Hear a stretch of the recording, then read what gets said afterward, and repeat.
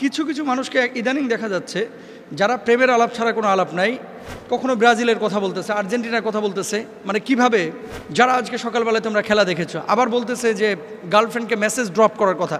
Brazil কিংবা Argentina এই দলকেই support করো না কেন, সকলের উদ্দেশ্যেই আমি একটা মেসেজ ড্রপ করতে চাই। তোমরা যারা রিলেশনে আছো, ইমিডিয়েটলি তোমার পার্টনারকে একটা মেসেজ ড্রপ করো। আমি বলি কি, যে এমন কথা বলে শুধু মেসেজ ড্রপ করার কথা, ওকে থানায় ড্রপ করেন, অথবা ওকে পাবনা পাগলা গারদে ড্রপ করেন। একটা রেফারেন্স নাই, একটা আয়াত নাই, কোরআনের কোনো দলিল নাই, পুরোটাই খালি ড্রপ আর ড্রপ, পুরোটাই ড্রপ আর ড্রপ।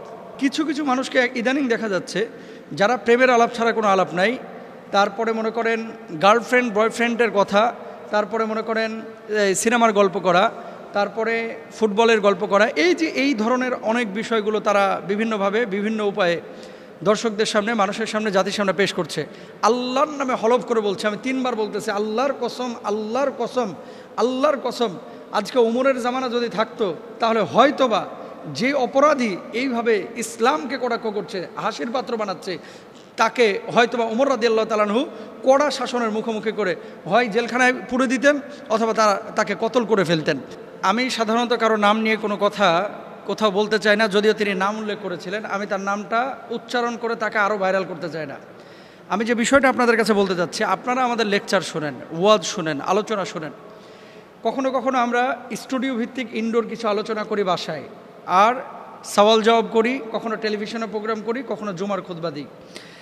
আলেমদের কাজটা কি? আলেমদের কাজ হচ্ছে আল উলামা ওয়ারাসাতুল আম্বিয়া, যে আলেমরা হচ্ছে নবীদের ওয়ারিস, তাই না? নবীরা যে কাজ করেছে, আলেমরা সেই কাজটা জাতির সামনে, মানুষের সামনে স্বচ্ছভাবে কোরআন এবং সুন্নাহর আলোকে তুলে ধরবে। এটাই হচ্ছে বাস্তব কথা। এখন বর্তমানে এই সোশ্যাল মাধ্যম বা এই যুগে ফেসবুক, ইন্টারনেটে যারা আপনারা সম্পৃক্ত আছেন, আপনারা দেখেছেন যে আলহামদুলিল্লাহ এদেশে অনেক ইসলামিক স্কলার, যাদের আলোচনার মাধ্যমে অনেকে অমুসলিম থেকে মুসলিম হয়েছে, অনেকে বেনামাজি থেকে নামাজি হয়েছে, অনেকে মুখলিস দায়ী হয়েছে, অনেকে তাকওয়াবান হয়েছে। আর কিছু কিছু মানুষকে ইদানিং দেখা যাচ্ছে যারা প্রেমের আলাপ ছাড়া কোনো আলাপ নাই, তারপরে মনে করেন গার্লফ্রেন্ড বয়ফ্রেন্ডের কথা, তারপরে মনে করেন সিনেমার গল্প করা, তারপরে ফুটবলের গল্প করা, এই ধরনের অনেক বিষয়গুলো তারা বিভিন্নভাবে বিভিন্ন উপায়ে দর্শকদের সামনে, মানুষের সামনে, জাতির সামনে পেশ করছে। আল্লাহর নামে হলফ করে বলছে, আমি 3 বার বলতেছি, আল্লাহর কসম, আল্লাহর কসম, আল্লাহর কসম, আজকে উমরের জামানা যদি থাকতো তাহলে হয়তোবা যে অপরাধী এইভাবে ইসলামকে কটাক্ষ করছে, হাসির পাত্র বানাচ্ছে, তাকে হয়তোবা উমর রাদিয়াল্লাহু তাআলা আনহু কড়া শাসনের মুখোমুখি করে হয় জেলখানায় পুরে দিতেন, অথবা তাকে কতল করে ফেলতেন। এরকম যারা ইসলামকে তামাশার পাত্র বানায়, ইসলামকে তামাশার পাত্র বানায়, যারা এই কথাগুলো বলতেছে, কখনো ব্রাজিলের কথা বলতেছে, আর্জেন্টিনার কথা বলতেছে, মানে কিভাবে, যারা আজকে সকালবেলায় তোমরা খেলা দেখেছো, আবার বলতেছে যে গার্লফ্রেন্ডকে মেসেজ ড্রপ করার কথা। আমি বলি কি, যে এমন কথা বলে শুধু মেসেজ ড্রপ করার কথা, ওকে থানায় ড্রপ করেন, অথবা ওকে পাবনা পাগলা গারদে ড্রপ করেন। একটা রেফারেন্স নাই, একটা আয়াত নাই, কোরআনের কোনো দলিল নাই, পুরোটাই খালি ড্রপ আর ড্রপ, পুরোটাই ড্রপ আর ড্রপ। ইসলাম কি বলে? জায়েজ আছে এই সমস্ত বিষয়? আরে আপনি সিনেমার একটা কথা বললেন যে অমুক সিনেমা এই ঈদে মুক্তি পেয়েছে, আপনি যখন এই সিনেমার নেগেটিভ 4-5টা বিষয় বলবেন, অনেক শ্রোতা আছে এটা ক্লিক করে দেখতে চাইবে যে আসলে হুজুর এটা বলেছে, একটু খুলে দেখি না কি আছে আসলে, তার মানে আপনি উৎসাহিত করেছেন। আমি বলি রাসূল আকরাম সাল্লাল্লাহু আলাইহি ওয়াসাল্লাম এই সমস্ত আলেমদেরকে, দায়ীদেরকে, যারা এমন কাজ করেছেন, তাদেরকে কি বলেছেন একটু দেখেন। এরা দাজ্জালের চাইতে মারাত্মক। জোরে সোরে বলেন নাউজুবিল্লাহ। আল্লাহর হাবিব সাল্লাল্লাহু আলাইহি ওয়াসাল্লাম এদেরকে দাজ্জালের চাইতেও মারাত্মক বলেছেন। দেখেন রাসূল আকরাম সাল্লাল্লাহু আলাইহি ওয়াসাল্লাম বলেছেন, এমন কিছু রয়েছে যেটির ব্যাপারে আমি আমার উম্মতের জন্য দাজ্জালের অপেক্ষাও বেশি ভয় পাই। নবীজি বলছেন যে পরবর্তীতে এমন কিছু মানুষ আসবে যে মানুষগুলো দাজ্জালের চাইতে মারাত্মক হবে। দেখেন, ভণ্ডামি আপনি সাধারণ গেট আপে করেন, সেখানে কোনো মানুষ বিভ্রান্ত হবে না, যে ও জানে যে ওটা ভণ্ড। আর যখন আপনি ধর্মীয় লেবাস পরে আবেদ আলীর মতো, যখন আপনি টুপি পরে, পাঞ্জাবি পরে, দাড়ি রেখে আপনি যখন এই ধরনের কোনো কাজ, কোনো কর্মকাণ্ড করবেন, তখন মানুষ মনে করবে এটাই ইসলাম, অথচ এটা সম্পূর্ণরূপে হারাম। আল্লাহ রাসূল সাল্লাল্লাহু আলাইহি ওয়াসাল্লাম কি বলছেন? তখন আমি ভীত হয়ে পড়লাম। তাই আমি বললাম, হে আল্লাহ রাসূল সাল্লাল্লাহু আলাইহি ওয়াসাল্লাম, এটি কোন জিনিস যার ব্যাপারে আপনি আপনার উম্মাহের জন্য দাজ্জালের চাইতে অধিক ভয় করেন? আল্লাহর হাবিব সাল্লাল্লাহু আলাইহি ওয়াসাল্লাম বললেন, পথভ্রষ্ট আলিমগণ। আমি এই ছেলেটাকে যেই মেসেজ ড্রপ বলেন, আপনিও চিনেন আমরাও চিনি, একে আলেমই মনে করি না। যদি আলেম হতো তার তাফসির থাকতো, আলেম হতো ইসলাহের অনেক কথা থাকে, আলেম যদি হতো তাহলে কোরআন হাদিসের অনেক কথা থাকে যেগুলো নিয়ে কথা বলতো। সারাক্ষণ খালি এই যে গার্লফ্রেন্ড বয়ফ্রেন্ড এই ধরনের আলাপ আচরণ যারা করে তাদের আলোচনা শুনেন না ভাই। আর আপনাদেরকেও বলি, কোথায় থাকে? এর কি বাপ মা নাই? এর কি আত্মীয় স্বজন কেউ নাই? এর কি ওস্তাদ কেউ নাই? কোন এলাকায় সে থাকে? তাকে হয় শাসন করেন অথবা তাকে নিয়ে গিয়ে আইনের হাতে তুলে দেন, পুলিশের হাতে তুলে দেন। এবং এই সমস্ত পাগলামি যারা করে এরা শুধুমাত্র নিজের ক্ষতি করতেছে না, বরঞ্চ সমষ্টিগতভাবে ইসলামের ক্ষতি করতেছে।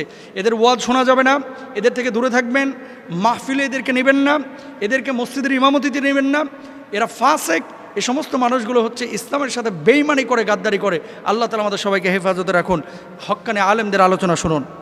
আমাদের এলাকায় সম্ভবত একজন শাশুড়ি তার বৌমাকে রুটির ওপরে কলম দিয়ে কি যেন লিখে কুফরি কালাম করেছে, তাবিজ করেছে, যাতে করে তার বাড়ি থেকে চলে যায়। পরবর্তীতে তিনি হোয়াটসঅ্যাপে ছবিটা পাঠিয়েছেন আমাকে, এবং উনি 4টা নাম এখানে লিখে পাঠিয়েছেন, যে আরজু, বারেক, মমতাজ, রশিদ, রুটির উপরে লেখা ছিল। মোহতারাম, এই ধরনের কুফরি কালাম কাটানোর জন্য কোনো আমল আছে কিনা, আর আসলে রুটির উপরে লিখে এভাবে কুফরি কালাম করা যায় কিনা আপনাদেরকে দেখায় ছবিটা। এই যে দেখেন, আর রুটির ওপরে লিখছে, শুরুতে কিছু আরবি লিখছে রুটির ওপরে, রুটিটাকে প্রথমে গরম করেছে, তারপরে আরবিটা লিখছে, লেখার পরে এই যে আরজু, রশিদ, বারিক এরকম নাম লিখছে। দেখেন ছবিটা পাঠানো হয়েছে, এই জন্য আপনাদেরকে দেখাচ্ছি। আর ওপরে লিখেছে মোহাম্মদ, আহমদ, এরকম কি যেন আরবি সংখ্যা স্পষ্ট করে লেখে নাই। বাংলাদেশে এই ধরনের কাজ যারা করে, বুঝে শুনে কেউ যদি কুফরি কালাম করে, ওর ইমান থাকবে না, ও কাফের হয়ে যাবে। জোরে বলেন একবার নাউজুবিল্লাহ। এখন শাশুড়ি করুক আর শ্বশুর করুক, এই কাজগুলো যারা করে এরা মুসলমান না, প্রকৃত মুসলমান না, এটা হারাম। আল্লাহর হাবিব সাল্লাল্লাহু আলাইহি ওয়াসাল্লাম নিষেধ করেছেন। আল্লাহর হাবিব সাল্লাল্লাহু আলাইহি ওয়াসাল্লাম বলেছেন, 4 শ্রেণীর মানুষকে আল্লাহ সুবহানাহু ওয়া তাআলা বিনা হিসেবে জান্নাতে দাখিল করবেন ঈমান আনার পরে। যারা গণকের কাছে যায় না, যারা জ্যোতিষীর কাছে যায় না, এই ধরনের কুফরি কালাম করে না, যারা অশুভ লক্ষণ বিশ্বাস করে না, যারা দাগ কেটে চিকিৎসা গ্রহণ করে না, যারা আল্লাহর উপরে তাওয়াক্কুল করে, ওয়ালা রব্বিহিম ইয়াতাওয়াক্কালুন, স্পষ্টভাবে আল্লাহর হাবিব বলেছেন। এখন রুটির উপরে এইভাবে লিখে কোনো শাশুড়ি যদি কোনো বৌমার ক্ষতি করতে চায়, অনেক সময় বৌমারা শাশুড়ির ক্ষতি করতে চায়, অনেক সময় শাশুড়ি বৌমার ক্ষতি করতে চায়, কুফরি কালাম করে, তাবিজ কবজ করে, এগুলো তাবিজ নিয়ে এসে, মিষ্টি পড়া নিয়ে এসে তার ক্ষতি করতে চায়। যারা এই কাজগুলো করবে, এই মানুষগুলো টুডে টুমোরো যদিও তার ক্ষতি করবে, তারা নিজেরাও ধরা খাবে। আপনাকে একদিন মরতে হবে না? তাহলে এখন করণীয় কি? যদি স্পষ্টভাবে শাশুড়ি করেছে এই কথাটা, এই কাজটা যদি এটা ধরা পড়ে, তাহলে শাশুড়িকে আইনের আশ্রয় নিতে হবে, শাশুড়িকে শাসন করতে হবে আইনের মাধ্যমে। আপনি নিজে মায়ের আবার থোতা ভচকায় ফেলেন না, এটা জায়েজ না আপনার জন্য। আপনি যারা বিচারক তাদের হাতে তাকে তুলে দেবেন, পুলিশের হাতে তুলে দেন। 2 নম্বরে, এই ধরনের কাজ যেহেতু ধরা পড়ে গেছে, সেহেতু ওই রুটিটা আপনি ছিঁড়ে এটা আগুনে পুড়ায় ফেলেন অথবা এটা নদীতে ফেলায় দেন, এটা না খাওয়াই ভালো। তারপরে এই সমস্ত কুফরি কালাম থেকে বাঁচার জন্য কয়েকটা পরামর্শ আপনাদেরকে দিই। কখনো কোনো নারী, আপনারা খেয়াল করবেন, এই যে ওড়না অনেকে আপনারা বাইরে মেলেন, আপনাদের ইন্টারনাল কিছু পোশাক আশাক আপনারা বাইরে বা বেলকুনিতে মেলেন, এগুলো অনেকে যারা কুফরি কালাম করে, আপনার যারা শত্রু আছে, এই কাপড়ের টুকরাগুলো যেগুলো আপনি ব্যবহার করেন, ছোট্ট করে কেটে নিয়ে যায় বা সুতাটা নিয়ে যায়, নিয়ে যাওয়ার পরে এই বাদরামিগুলো করে ক্ষতি করার সম্ভাবনা থাকে। এই জন্য কাপড় চুপড় এগুলো সেফ জোনে মেলবেন, যেই জায়গাটায় আসলে উন্মুক্তভাবে কেউ যায় না, মানে আপনার কাপড়টা নিয়ে কেউ ক্ষতি করতে পারবে না। অনেক সময় মেয়েরা মাথার চুল এটাকে খুলে কি করে, যেখানে সেখানে খোলা, মানে কি বুঝেন নাই, চুল আঁচড়াইতেছে, চুল কিছু ঝরে পড়ে, এগুলো গোল করে ওই এক জায়গায় গুজে রেখে দেয়। যারা কুফরি কালাম করে, জাদুটোনা করে, এই চুলগুলো নিয়ে কিন্তু খারাপ কাজ করে। 3 নম্বর আরেকটি বিষয়, আপনি আপনার নখগুলো কেটে সাধারণত আপনারা ফেলায় দেন। যদি কেউ ক্ষতি করতে চায়, আপনার নখ নিয়ে কিন্তু ক্ষতি করতে পারবে। আল্লাহ রাসূল সাল্লাল্লাহু আলাইহি ওয়াসাল্লামের নিজের ক্ষতি করেছিল, যার পরিপ্রেক্ষিতে আল্লাহ সুবহানাহু ওয়া তাআলা 2টা সূরা নাজিল করেছিলেন। নবীজি অসুস্থ ছিলেন প্রায় 6 মাস। খেয়াল করেন, সারাক্ষণ মাথা ঘোরায়, শরীর ব্যথা করে, শরীর মেজমেজ করে, কোনো রোগ ধরা পড়তেছে না। ওহী মারফত আল্লাহ তাআলা জানিয়েছিলেন যে আপনাকে এরকম জাদু করা হয়েছে। পরে একটা কূপের মধ্যে খেজুর গাছের কাণ্ডের সাথে এই যে নবীজির এই চুল, নখ এগুলো মিলায়া তারপরে মানে জাদু করা হয়েছিল, নবীজিকে কুফরি কালাম করা হয়েছিল। এরপরে নবীজি অসুস্থ হয়েছিলেন, আল্লাহ সুবহানাহু ওয়া তাআলা 2টা সূরা নাজিল করলেন। 1 নম্বর কি, সূরা ফালাক, 2 নম্বর হচ্ছে সূরা নাস, কুল আউযু বিরাব্বিল ফালাক মিন শাররি মা খালাক ওয়া মিন শাররিন নাফাসাতি ফিল উকাদ ওয়া মিন শাররি হাসিদিন ইযা হাসাদ। সূরা ফালাক নাস আপনারা সবাই পারেন। এই সূরা ফালাক নাস আপনারা পড়ে ফুৎকার করবেন, ইনশাআল্লাহ তাআলা এই কুফরি কালাম কেটে যাবে। আর ঘরের মধ্যে কোনো তাবিজ কবজ যদি পান, এই তাবিজ কবজগুলো সাধারণত সাথে সাথে পুড়ায় ফেলবেন অথবা নদীতে ফেলায় দেবেন। আর অথবা কোনো স্কলারকে দেখাবেন যে আসলে এটা কিসের, যারা রাখি, যারা রুকিয়ে নিয়ে কাজ করে, এদেরকে দেখাবেন। পুতু পবিত্র থাকবেন এবং কেউ কারো ক্ষতি করার চেষ্টা করবেন না। বাসার মধ্যে সূরা বাকারা যত পারেন অডিও আকারে চালিয়ে রাখবেন। তারপরে আয়াতুল কুরসি পড়ে বুকে ফুৎকার দিবেন, সূরা ফাতিহা, সূরা ফালাক, নাস এগুলো পড়ে 4 কুল পড়ে বুকে ফুৎকার দিবেন। পুতু পবিত্র জীবনযাপন করবেন, ওযু অবস্থায় থাকবেন, 5 ওয়াক্ত নামাজ পড়বেন। ইনশাআল্লাহ কেউ আপনার ক্ষতি করতে পারবে না। আল্লাহ তাআলা আমাদেরকে বোঝার তৌফিক দান করুন।